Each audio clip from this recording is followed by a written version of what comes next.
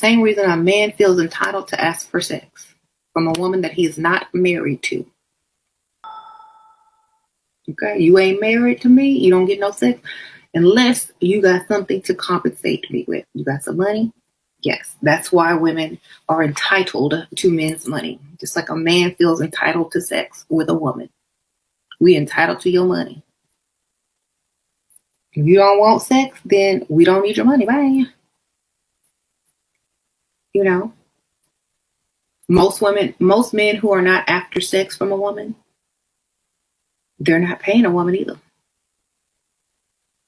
You ever seen a man who didn't want sex from a woman giving a woman money? No. So stop wanting sex and we'll stop wanting money. It's just that simple. If you're entitled to sex, we're entitled to that money.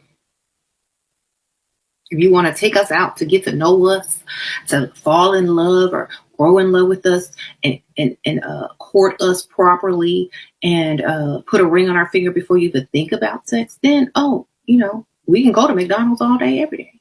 We can go here. We can go walk around the park because you're not trying to get but I will be dating other people. Tweeted this morning that any woman who put her man on child support or baby daddy or ex-husband or whatever on child support has automatically lost rights to tax returns, earned tax, child credit, all of that. You lose it. Only the man gets it.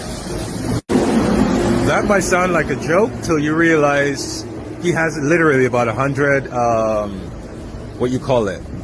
executive orders he's going to pass on the first day. So ladies, if you really want to get that tax return, you better file that shit before Trump gets in office. I swear to God, I don't. Entitled. This is something that a lot of men do hate. I can tell you, even me personally, I don't like it either. I am a very generous, willing to give kind of guy. But if I feel like you have this entitled attitude and a very unappreciative attitude, I won't want to give you even $1. Like that's how I'll give so much. But if you act a certain kind of way, I don't want to give anything. And I know a lot of men feel the exact same way and even more negatively about it. And so some of the ladies out there, it reminds me of, I don't want to speak on her, so let me leave that alone. There was a video on, whatever, we're going to leave that alone. The bottom line is there's a lot of women who the mentality is, well, he's supposed to do that. And I'm the prize. Now, before we continue this video, right now the floor is open. This is the moment where you flood the comment and you definitely let me know exactly what you think about this video so far. Who is the dominant person in a relationship? The male, the female? Who do you believe is the most entitled in a relationship? Is it the one that makes the most money? Is it the one that loved the hardest? Is it the one that just decide everything just because that's what you're used to? Let me know exactly what your opinions are. It means a lot to me. It means a lot to this self-expression YouTube channel, and it helps us grow. It helps the algorithm know that people are watching this and people care about love and interest.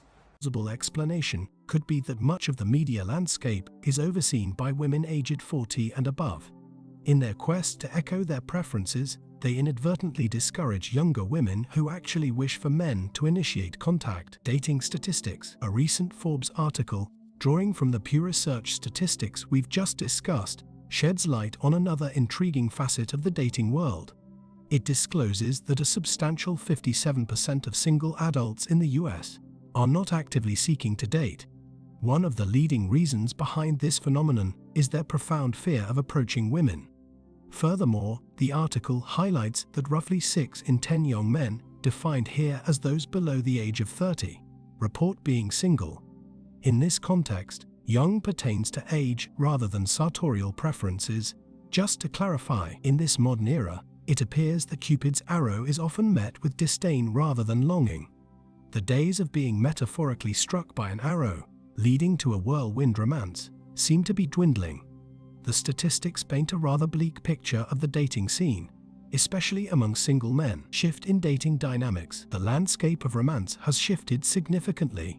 with fewer single Americans actively seeking relationships or casual dates in comparison to 2019. This transformation is particularly noticeable among men, where the percentage dropped from 49% in 2019 to a mere 42% in 2022. Single men's interest in the dating game declined even further, plummeting from 61% to 50%. Single women also exhibited a decrease in their pursuit of love, albeit less pronounced, moving from 38% in 2019 to 35% in 2022. Interestingly, the type of relationship desired by single Americans varies notably by gender. A significant 19% of men expressed their desire for casual dates only, while fewer single women, around 15%, shared this sentiment. Instead, a substantial portion of single women, 41% compared to 25% of men, actively sought a committed romantic relationship. Delving into the digital realm, nearly half of single adults who were in pursuit of love ventured into online dating over the past year. To be precise, 45% of them embraced the virtual dating sphere, with a significant divide between different age groups. A whopping 53% of singles aged 18 to 49 embraced online dating, while 25% of those aged 50 and above explored this avenue. It's essential to recognize that these statistics, while illuminating, are derived from a specific sample at a particular moment in time. They do not serve as a universal truth applicable to every individual's dating journey. As you embark on a first date on Valentine's Day, remember not to point accusing fingers, exclaiming, "You are 7% likely to seek only casual intimacy." These statistics offer a glimpse into a complex and diverse dating landscape where age, gender, race, ethnicity, and geographic location only scratch the surface of individual intricacies. Men's connection crisis. These numbers, however, do tell a story about the challenges faced by today's generation of men. An NYU psychology professor suggests that we find ourselves amidst a connection crisis, with disconnection prevalent both within ourselves and within our interpersonal relationships. This disconnection appears to be worsening over time. Intriguingly, these male statistics stand in stark contrast to the 34% of women under 30 who assert their singledom, experiencing only a marginal pandemic-induced increase in this age group. One plausible factor at play here could be shifting interests among women, particularly as potential suitors of similar age seem to be less appealing, as observed by experts. In the face of this shifting landscape, many women may increasingly prefer brunch with friends over enduring another horrendous date. Challenges of approaching women. Approaching women in today's world often leads to scenarios drenched in humiliation, where men are promptly labeled as pervs or conveniently ignored, sometimes even subjected to social banishment. The root cause. Many men, in the eyes of women, are branded as predators or desperate individuals. Sure, women might extend a warm reception to someone they already know and desire to contact them, but that's a different ballgame altogether. The grim reality is that, for an unidentified man, approaching a woman comes with a slew of pitfalls. The looming specter of social embarrassment, the specter of being blatantly ignored, and the all-encompassing fear of rejection collectively make this endeavor seem a tad too dangerous. Just consider the average guy attempting to initiate a polite conversation with an unfamiliar woman. More often than not, the outcome is far from pleasant. In fact, it's downright embarrassing. There's this video I once stumbled upon where a man approached a lady in the most nonchalant, unassuming manner possible. But instead of a civil exchange, she chose to utterly humiliate him. In an apparent quest for giggles, attention, or maybe just a shot at viral fame, this woman shamelessly shared their interaction on social media, accompanying it with a fabricated tale labeling him as a weirdo. As I witnessed this cringe-worthy episode unfold, I couldn't help but wonder why any sane man would even consider approaching a woman these days. Men are finally waking up to the reality of the situation. They're no longer willing to invest their time and energy in interactions with women that seem futile. It appears that women aren't fully cognizant of how inherently biased the playing field is against men. They simply pursue their desires. Men are putting their foot down, refusing to tolerate unsupportive behavior from women any longer. This shift is happening in 2023, and I anticipate it will persist for the next decade. Subsequently, there may come a time when it's considered normal for men not to initiate interactions with women. Women will have to put in a genuine effort to capture a man's attention, securing the validation they once received effortlessly. Validation always seems to be at the core of women's motivations, and that's unlikely to change, irrespective of their independence, awareness, or liberation. They'll consistently seek validation from men and other women for their actions. Impact of the Me Too movement. Here's the predicament. Women expect men to approach them as they did in the past, but circumstances were different then. Men and women were more comfortable with their roles and identities. Men understood their responsibility to provide for women, while women knew they had to care for men and nurture families. During that era, it was customary for men to approach women, and women anticipated such approaches. If more women grasped this perspective, they might not lament the decline in men initiating conversations. The harsh reality is that the Me Too movement, unfortunately, had a substantial negative impact, fostering apprehension among men who now fear accusations of harassment in nearly 90% of their interactions. And man makes this comment.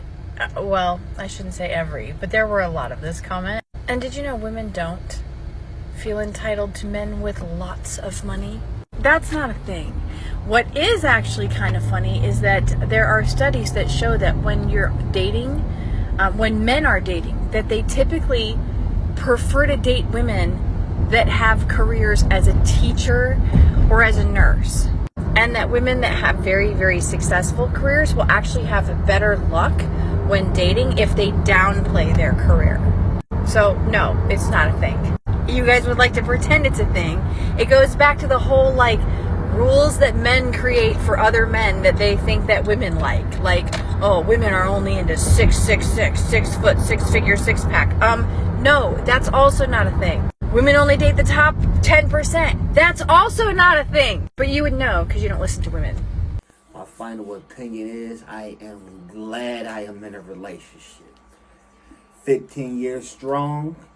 I'll let you guys figure out which woman is open and which one is not. Right now, I know one thing for sure. There's a lot of beautiful women in this world.